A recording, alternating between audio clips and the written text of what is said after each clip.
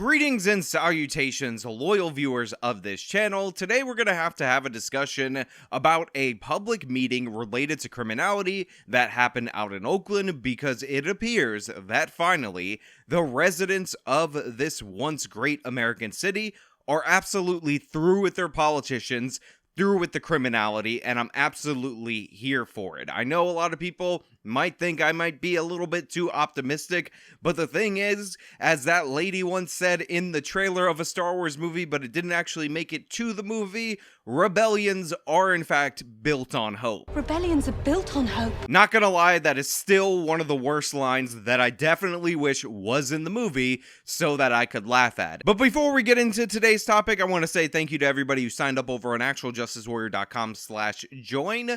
Give me the money. Give me the money, okay? And support the channel. Also, I want to say thank you to everybody who's been listening on Apple, Spotify, and Google's podcasting platform. Again, fought for almost a year to get on Google's podcasting platform, so I really appreciate you guys actually subscribing and giving me a listen in the audio format. Jess, the Rockridge neighborhood has always been considered one of the safer areas in Oakland, but with that violent attack you mentioned and crime increasing, many say something needs to be done. It's a violent crime that has neighbors on edge in North Oakland. A 63-year-old woman attacked outside Market Hall in the Rockridge neighborhood last Sunday. Police say the attackers were part of a group of 9 teens and preteens busted for dozens of robberies. Now, I know right now, at this very moment, somebody somewhere out there is definitely typing in the comments of this video, but they voted for it, therefore they deserve it, but they will still vote the same way. Something voted for it, and all this. And I've said this before, and I'll say it again. Just because somebody voted for a politician that you disagree with, that ran on a platform that was quite deceptive, does not mean they deserve rampant criminality in their area or deserve to be victimized. I remember that a lot of my audience happened to vote for a man called Donald J. Trump. Donald J. Trump signed the First Step Act. He was very proud of it. Guess what that has in it? Incentives for going soft on youthful offenders for local and state governments, and all kinds of other issues that won't prevent you guys, if he were to be the nominee in 2024, from voting for him again. On top of that, Joseph R. Biden, of all people, was the champion of the crime bill back in the 90s. So when Democratic voters get angry about crime, that is a good thing. That is something we should cheer on and support, because that could lead to positive change in the right direction and hopefully stem the crime wave that is oncoming due to this left-wing criminal justice ideology. On top of that, ask a lefty why they voted for criminal justice reforms, and they will tell you that they thought there was racial bias in the system, or they were just concerned about drug crimes or similar, and in reality, they did not expect for violent repeat offenders to be let out of prison. They didn't think this was the legislation that they were going to get.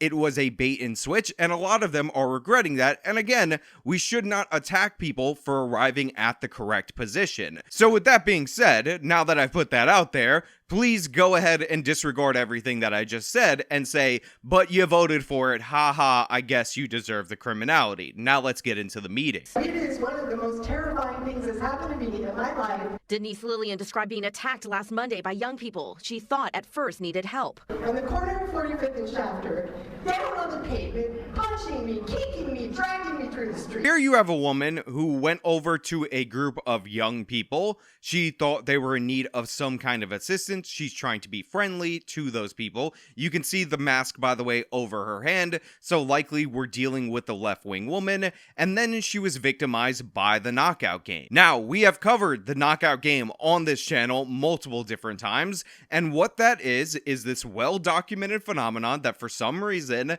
outlets across the country say is a myth, yet there are thousands upon thousands of incidents where typically young black men attempt to or successfully knock out people who are white, who are Asian, who are Hispanic, who are gay, who are elderly, who are women, who are whatever category that these young black men are not, can and often are victimized by the knockout game, and this poor woman unfortunately was, and she was allured into this situation, and she was was repeatedly struck. And by the way, a good marker of the knockout game is the laughter as they attack you, because the thing about the knockout game that you need to remember is that it is in fact a game. It is played for fun, and that is a phenomenon that happens. And now that we have all of these policies, which come in part from the federal government incentivizing them, that treat youthful offenders like it's no big deal, this is happening more and more, and more people are being victimized by it,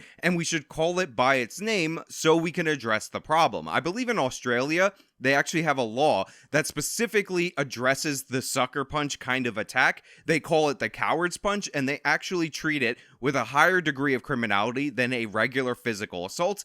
I think we need that in this country, especially where this game is prevalent, because you have to disincentivize this. You have to get these criminals off the street in order to prevent other people from being victimized in the future. We have to incapacitate the criminal population, which is a small portion of the population, get them out of our society for the interim, and then you will be amazed at how much better we function when the people that are committing the crimes are no longer present. A business owner said he worried about his staff's lives with multiple armed robberies. My staff has been held up at gunpoint 4 times in 6 years.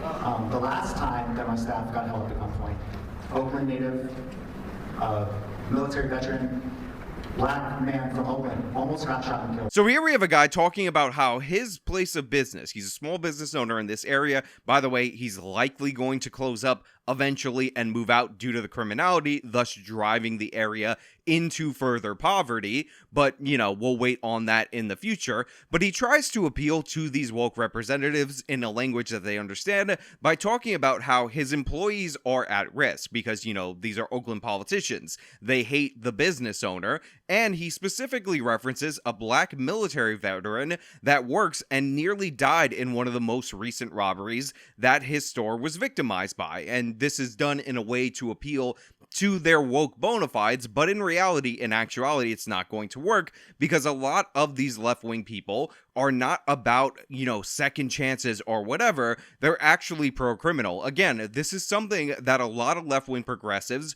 are realizing more and more because they were in for the not arresting people for simple marijuana possession, not in for letting people who victimize people physically or repeatedly out over and over again. This would be the bait and switch. You wouldn't have this many angry people in a high school shouting at this representative, but for the fact that they feel like they were totally misled and their quality of life has significantly deteriorated. Now, I would hope this would be reflected in the ballot box. I would hope this politician would be out of there. And to be clear, California has done recall elections. They got rid of Chesa Boudin. I would recommend getting rid of Pamela Price, the district attorney for this area. We did a whole video on how she tried to give a sweetheart deal to a triple murderer who murdered a state's witness, murdered somebody for money, murdered somebody over a car, and she wanted to give him a sweetheart plea deal that only had him serving 7 to 15 years for that crime. A judge rejected it because it was so outrageous,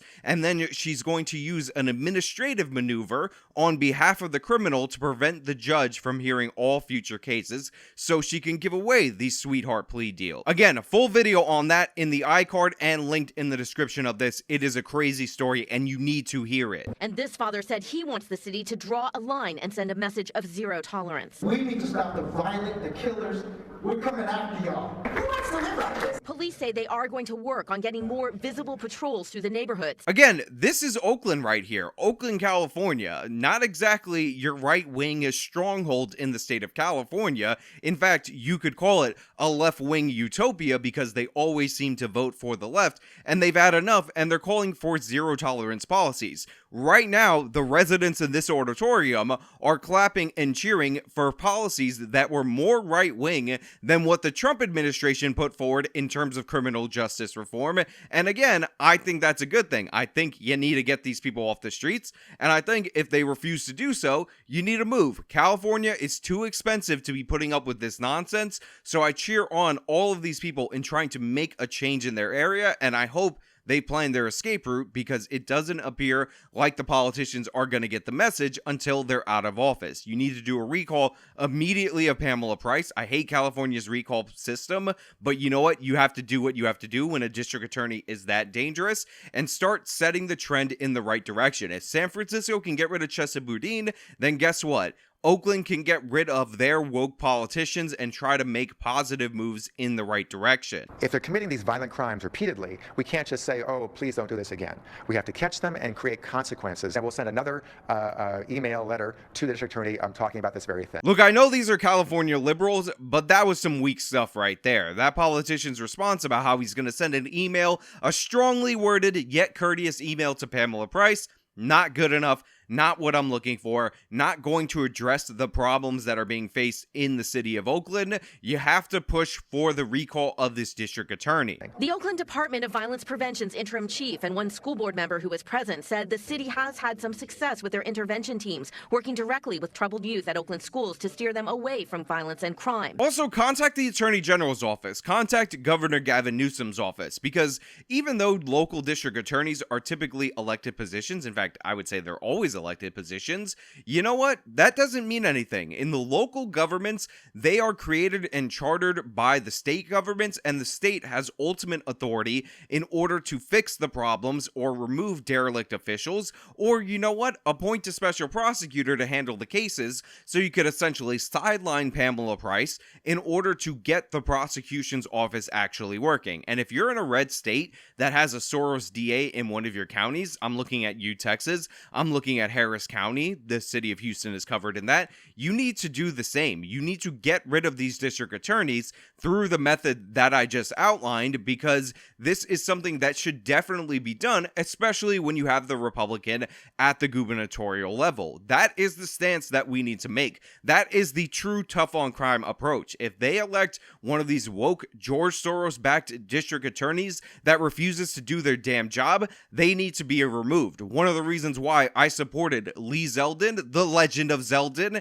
in the gubernatorial race in New York, which, by the way, he only lost by 5 points to show you how serious people are getting on criminal justice, is because he said he would do this specifically with Alvin Bragg, who is one of these district attorneys. So you need to step up in your red states, stop wagging your finger at these blue states, and start calling your governor and asking why your so-called tough on crime governor is allowing these non-district attorneys to run wild in your major counties. The discussion quickly got heated. It's the policy that you have done on the city council that has made us an unlivable city. You know, I absolutely love old man Logan right there with them sideburns, pointing the finger in the right direction and saying something absolutely concise that cuts to the heart of the issue. It is the policy put forward by the city council. It is what the district attorney did. By the way, notice the absence of the district attorney in this area. It is the fact that they did the defunding of the police, they cut their budget, and while some people will say, you know what, they increased the spending on the police a couple of years later or months later or whatever,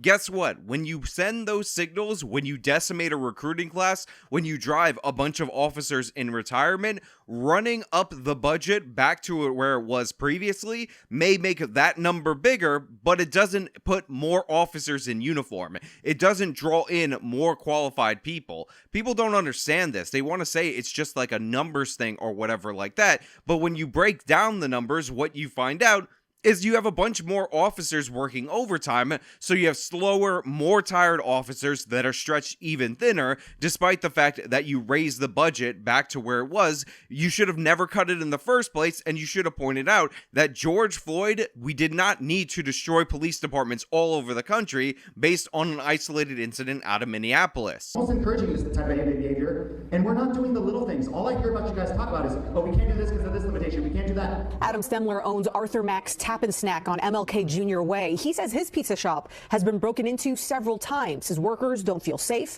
and his customers get their cars broken into. He spoke directly to City Council member Dan Kalb tonight. Dan, with all due respect, you ignore us. My business partner emails you all the time. It's not your, hold on, dude. I'll let you speak. Now it's my turn to speak right now. You've said plenty today. Look, you can be one of those people who writes off major metropolitan areas and says go out to the farm and do the farm work and all that, and there'll be no problems at all whatsoever. But in reality, these policies permeate out throughout the entire country. You can't escape them, especially when they're federally incentivized by not just Democratic administrations, but Republican administrations that at the same time promise to be tough on crime. This is not the proper way, and instead of shaming these people, instead of saying that they deserve it, we should work to recruit them. You know who were the biggest champions of the crime bill besides Joe Biden in the 1990s? It was black Democrats that had enough with the crime in their area. We need a sea change of opinion in this country to get away from this idea that all criminals are Aladdin, that they're just victims and they need 800 million chances and it's all going to work out fine. And we need for this issue to first become a winning issue for the Republican Party, but then to become a bipartisan issue so we can get change. We should be working together on this. We should be reaching across the aisle on this. We shouldn't be snickering at people who are rejecting the policies that honestly were not sold to them honestly in the first place, and get them on our side. Work with them. Reach across the aisle. Mock these absolute idiots who will use arguments like crime is not as bad as the 1990s, therefore it's no big deal, as if our standard in this country should be the worst period of criminality in the entire history of the country. It's absurd. It's ridiculous. If I said more Americans died during the Civil War than were murdered last year, that doesn't really do anything for the conversation, and we should name and shame the people who use that exact poor reasoning. We need to incapacitate these people. We need to remove them. Violent repeat offenders should be off the streets. If you're slightly under the age of 18, you are not a baby. It is okay to try you as an adult. Maybe we don't give you a full life sentence and we cut you some breaks because we've decided that 18 is a cutoff, but we definitely don't give you a slap on the wrist to go out and reoffend again. That is not the proper way. That's not how we should do it, and I'm happy to see residents in Oakland standing up to their reps. Now, with all that being said, I want to know what you guys think down in the comments below. If you liked the video, show them by leaving a like. Subscribe for more content. Follow me on all my social media. Support me via the support links in the description of this video. This has been me talking about what's going down in Oakland. Till next time.